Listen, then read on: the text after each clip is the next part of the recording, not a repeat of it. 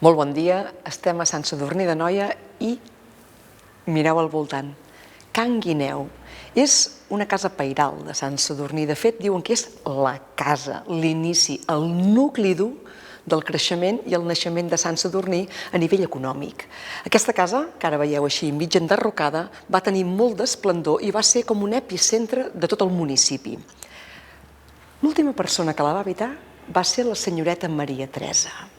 Diuen que era una dona amable, fina, amiga de tots i de tothom, que convidava tota la canalla de la barriada a menjar pa amb xocolata, perquè no ens n'oblidem que les flaires de la fàbrica de xocolata venien directament fins a la casa. La fàbrica, que hi ha una mica més avall.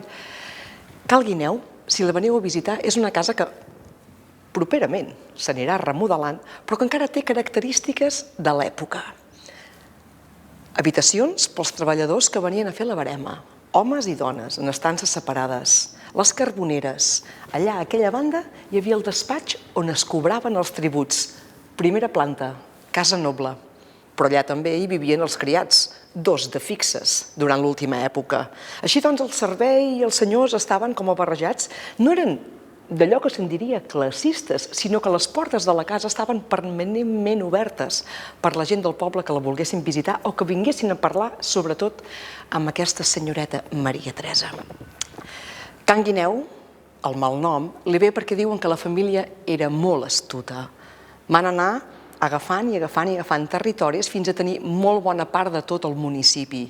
Tenien arrendataris, tenien gent que treballaven per ells, de diners no en faltaven. Totes les coses s'acaben, però ells van treballar per i amb el poble i finalment la casa ha tornat a ser del poble. Ara mateix és un edifici municipal i ben aviat